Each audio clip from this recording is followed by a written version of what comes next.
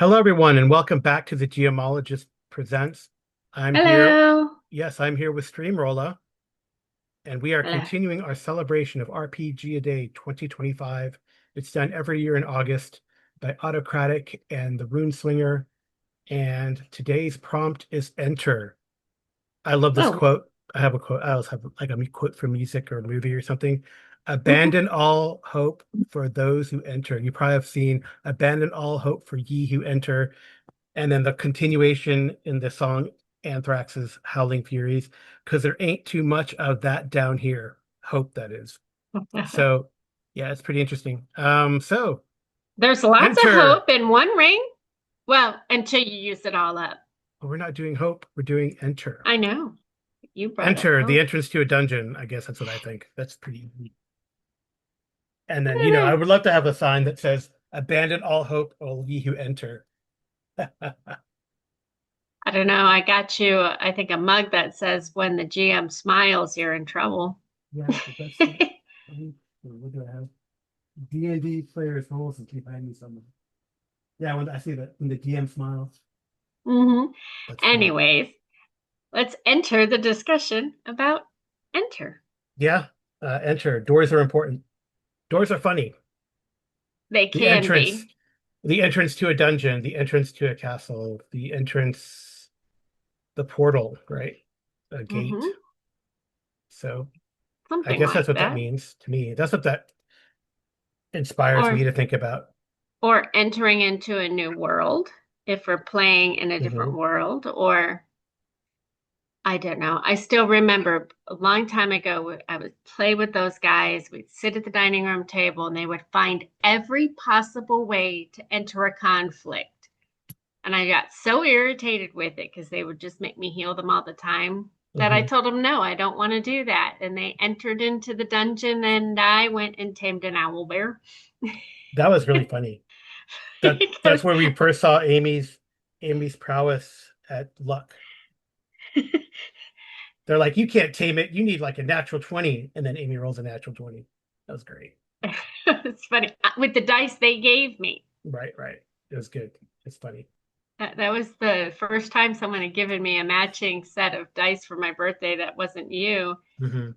And they're, oh, well, they're kind of trying to guilt me into continuing to heal them because they gave me that set of dice. And I was Hmm. just like, you keep dying and I'm running out of spells and I'm tired of being. And at the time I was playing a druid and I was the only one that had any healing because they were never thinking about that. And I was Yeah, like, you know what? this is I'm back in really three, tired of that. this is back 3.5 days, and not even Pathfinder. So it was a little more challenging resource management back then. Right. So I was like, No, nope, no second nope, I wins, no have like short rests type of thing. So nothing. So I would have to memorize all my spells to be nothing but healing spells to keep them alive. And I was as like, a I Drew, was that's not. so tired. No, I was like, no, my character can do so much more. You want a healer? Get a healer. Mhm. Yeah. But yeah, so I entered that conflict, I guess, with an attitude. Hmm. Yeah, I guess when you entering into a game, right? You enter into a game, I think this kind of maybe inspires a little talk about like a session zero, a type of thing, where, when you enter into a game, what are the expectations? Keep the lines of communication open between the GM and the players. What are the what is the GM's expectation or the player's expectation? And I know that sometimes they don't really jive, and I've had games where this is my kind of expectation, but then it doesn't sort of match what the players are doing or what they're wanting to do, or I haven't communicated it well enough. And well, then the game doesn't really work, does it? In my No, it opinion. doesn't.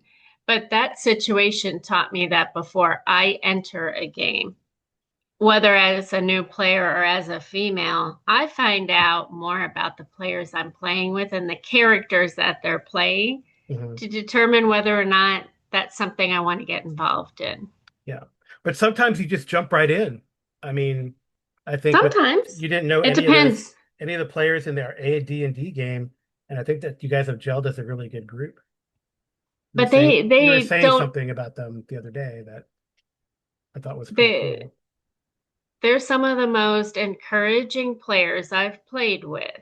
I mean, I specifically posed the question of how did they think I could better manipulate my character to fit into the group, and they made it sound as though I didn't need to do anything. I was fitting in well enough.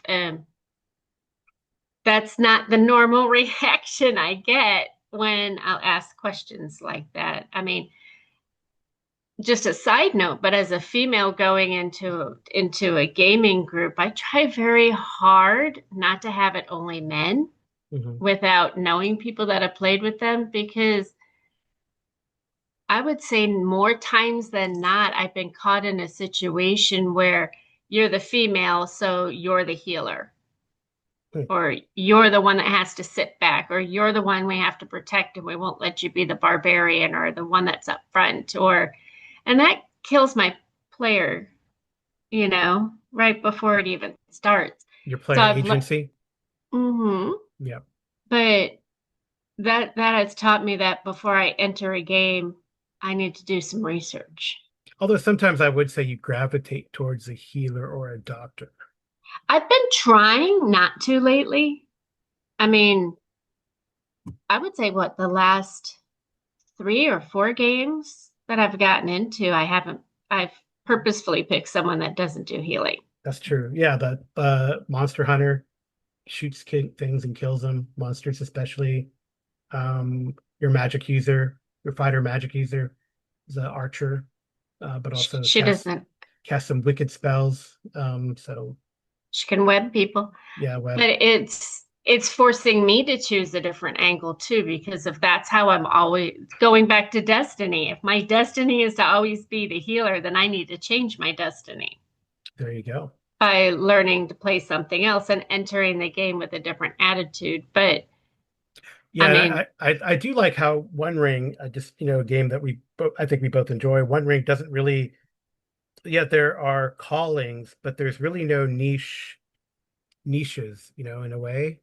Um, I guess maybe the only stereotypical thing, I don't know, using stereotypical.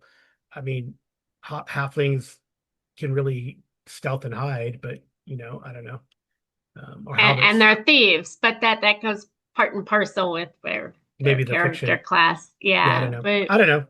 But yeah, I mean, there's no like, and anyway, there's no priest class really in that one or healer class in that one either, right? They're no, martial or investigative classes, honestly, when you think about it, right? So right. there's But I like, mean, I would say the elves, I think the elves have more ability to heal than some of the others.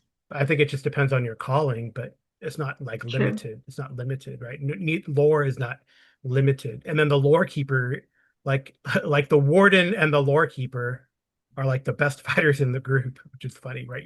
I would say Gwennon and Bruni are the most vicious fighters. They just, blast things up, when they hit them. I don't know. Myrtle's trying to give him a run for her money. Well, I think the funny thing is Myrtle's not when she hits, it's usually like a piercing blow. That's because of the way it She just is. doesn't hit Because she needs often. so yeah, I know. But And when then her piercing blow comes to 1 or 2 points, but she's all excited because she did damage. yeah, yeah, it's cool. Well, But anyway. I Well, mean, maybe that's not what they meant by enter, but that's what is inspired by the prompt enter.